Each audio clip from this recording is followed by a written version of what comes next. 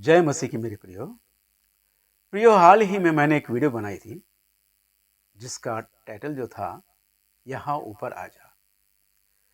प्रकाशित वाक्य उसका 4 अध्याय और पहले वचन में परमेश्वर ने यूहन्ना भविष्यवक्ता को ऊपर बुलाया था, ये कहकर कि यूहन्ना यहाँ ऊपर आ जा। तो इस वचन को लेकर प्री ट्रिबुलेशन रैप्चर वाले इस सिद्धांत को सिखाने वाले सिखाते हैं कि कलीसिया महाक्लेश में जाने से पहले उठा ली जाएगी, जैसे यूहन्ना 4 अध्याय में उठा लिया गया है। क्योंकि 6वें अध्याय से महाक्लेश के 7 साल के महाक्लेश के विपत्तियों का विवरण लिखा हुआ है और उससे पहले 4 अध्याय में यूहन्ना को ऊपर बुलाया गया है जो कलीसिया का प्रतीक है। तो इसका मतलब यह है कि कलीसिया महाक्लेश में जाने से पहले उठा ली जाएगी।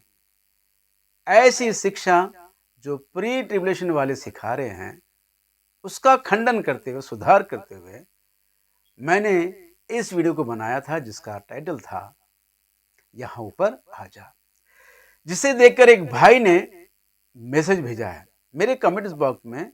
उन्होंने एक मैसेज भेजा है और उस मैसेज में एक प्रश्न भी पूछा है जिसका जवाब मैं आज देने जा रहा हूं। मैं उस भाई का अभिनंदन करता हूं, उसके लिए प्रार्थना करता हूं उनके लिए कि प्रभु उनको बहुतायत की आशीषों से भरपूर करे और अपने आध्यात्मिक जीवन में परिपक्वता में उसे परिपूर्ण करे, ऐसी मैं प्रार्थना करता हूं। तो दोस्तों, जिस भाई ने कमेंट बॉक्स में मैसेज भेजा है मैं उस मैसेज को पढ़कर सुना रहा हूं, कृपया ध्यान दीजिए। लिखा है, उन्होंने जो मैसेज भेजा है मैं उस मैसेज को पढ़ रहा हूं, ध्यान दीजिए। लिखा है, जय मसीह की पास्टर जी, पिता परमेश्वर का धन्यवाद। मैंने आपका वीडियो सुना। मेरा सवाल यह है पास्टर जी, प्रकाशित वाक्य अध्याय 5वें में और 9वें आयत में बलवान के रक्त में परमेश्वर पिता के लिए खरीदे गए सर्व कुलों, भाषाओं, प्रजाओं और देशों में से आए हुए लोग कौन हैं और कहां से आए हैं? कृपया इसके बारे में मुझे बताओ। धन्यवाद। मैं फिर एक बार इस भाई का अभिनंदन करता हूं और प्रार्थना करता हूं प्रभु इनको बहुतायत की आशीषों से भरपूर करे। इनका सवाल है, पास्टर जी हमें ये बताओ कि प्रकाशित वाक्य 5वां अध्याय 9वें वचन में बलवंत के रक्त में परमेश्वर पिता के लिए जो खरीदे गए हैं, जो सर्व कुलों, भाषाओं, प्रजाओं और देशों में से आए हुए लोग कौन हैं और ये कहां से आए हैं? इनका जो प्रश्न पूछा गया है इसका कारण क्या है मैं आपको बताना चाहता हूं। मुझे लगता है कि ये जो भाई हैं यह भी प्री ट्रिबुलेशन रैप्चर के सिद्धांत में बना हुआ है, इस पर विश्वास करते हैं। तो अच्छी बात है, पर इनके मन में जो प्रश्न उठा है उसका मैं खुलासा करता हूं। और जो प्रश्न इनके मन में उठा है उसका कारण क्या है? इनको जो सिखाया गया है कि 5वें अध्याय में जो 24 प्राचीन हैं, 5वें अध्याय में जो 24 प्राचीन हैं, जो मेमने के सामने गिरकर उनकी स्तुति आराधना करने लगे, वे जो लोग हैं वो कलीसिया हैं। 24 प्राचीन जो हैं कलीसिया हैं, क्योंकि 24 संख्या का अर्थ बताते हैं कि 12 गोत्र के लोग और 12 प्रेरितों की कलीसिया। इस तरह ये प्रभु यीशु मसीह की दुल्हन है, उसकी कलीसिया उसकी दुल्हन है, जो यूहन्ना के जाने से पहले से मौजूद है। तो इसका मतलब यह है कि कलीसिया महाक्लेश में जाने से पहले उठा ली गई है और वो पहले से वहां पर मौजूद है। और वे 24 प्राचीन जो कलीसिया का प्रतीक है मानते हैं वे लोग गीत गा रहे हैं। आइए मैं उस गीत को सुनाकर पढ़कर मैं सुनाता हूं, ध्यान दीजिए। लिखा है प्रकाशित वाक्य उसका 5वां अध्याय, 5वां अध्याय 8वें वचन से मैं पढ़कर सुना रहा हूं। जब उसने पुस्तक ले ली तो वे चारों प्राणी और 24 प्राचीन उस मेमने के सामने गिर पड़े। उनमें से हर एक के हाथ में वीणा और धूप और पवित्र लोगों की प्रार्थनाएं हैं से भरे हुए सोने के कटोरे थे। वे ये नया गीत गाने लगे। कौन सा नया गीत गा रहे हैं? तू इस पुस्तक के लेने और इसकी मोहरें खोलने के योग्य है, क्योंकि तूने वध होकर अपने लहू से हर एक कुल और भाषा और लोग और जाति में से परमेश्वर के लिए लोगों को मोल लिया है।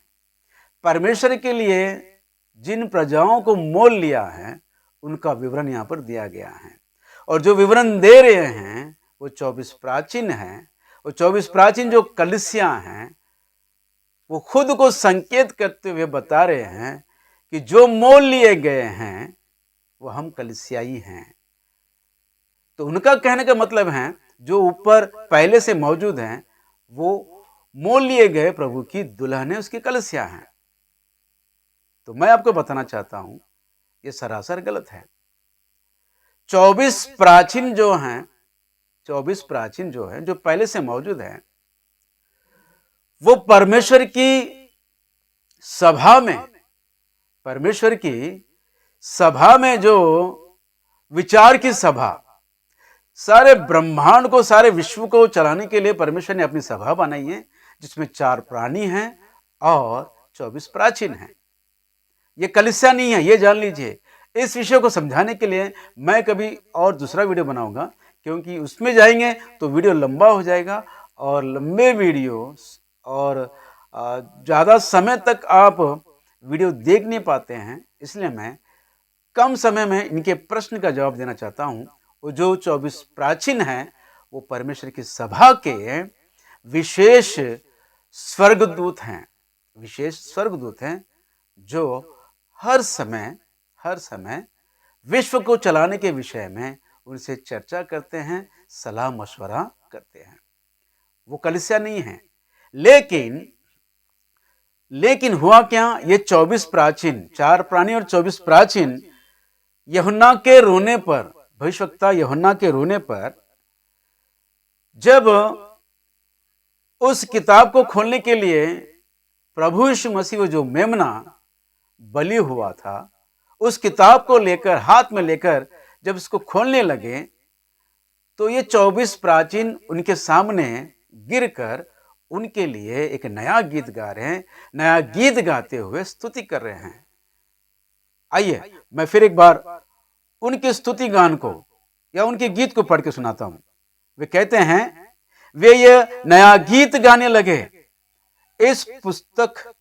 तू इस पुस्तक के लेने और इसकी मोहरें खोलने के योग्य हैं, क्योंकि तूने वध होकर अपने लहू से हर एक कुल और भाषा और लोग और जाति में से परमेश्वर के लिए लोगों को मोल लिया है।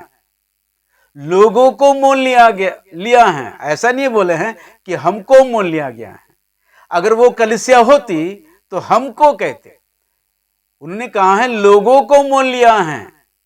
और लिखा है 10वें वचन में, और उन्हें यानी जो लोग पृथ्वी पर हैं, जो प्रभु यीशु मसीह की कलीसिया उसकी दुल्हन है, जो प्रभु यीशु मसीह ने अपने लहू से मोल लिया है, उन लोगों के विषय में कह रहे हैं उन्हें अपने परमेश्वर के लिए तूने मोल लिया है। उन्हें हमारे परमेश्वर के लिए राज्य और याजक बनाए, ताकि उनको राज्य और याजक बनाए, उनको राज्य दिया जाए और याजक बनाए। उन लोगों को तूने मोल लिया है। वे लोग यानी कि प्रभु यीशु मसीह की कलीसिया उसकी दुल्हन है, ना कि वो अपने बारे में कह रहे हैं। अपने बारे में कहे होते तो हमें मोल लिया, ऐसे कहते थे। तो दोस्तों 24 प्राचीन जो हैं वो कलीसिया नहीं है, वो परमेश्वर की सभा के सदस्य हैं, वो कैबिनेट मंत्री हैं, जहां पर सारे विश्व को चलाने के लिए विचार विमर्श किया जाता है। तो दोस्तों, मैं आपको बताना चाहता हूं, प्री ट्रिबुलेशन रैप्चर वाले जो ये गलत शिक्षा सिखाते हैं इन वचनों को लेकर कि कलीसिया जो पहले से मौजूद है और वो मौजूद कलीसिया महाक्लेश में जाने से पहले उठा ली गई है, ये सरासर गलत शिक्षा है, गलत शिक्षा है, गलत शिक्षा है। तो दोस्तों, सत्य को जानो, सत्य को जानो तो आशीषों से भरपूर हो जाओगे और प्रभु यीशु मसीह के आगमन के लिए तैयार रहोगे। और हमारा ये कर्तव्य है, हमारा ये कर्तव्य है कि आने वाले दिनों में 7 साल के महाक्लेश के लिए हमें अपने आप को तैयार करें, उस संघर्ष के लिए तैयार करें और प्रभु के लिए जयवंत होकर उसके साथ उठा लिए जाए। जय मसीह की। Praise the Lord. आमीन, आमीन।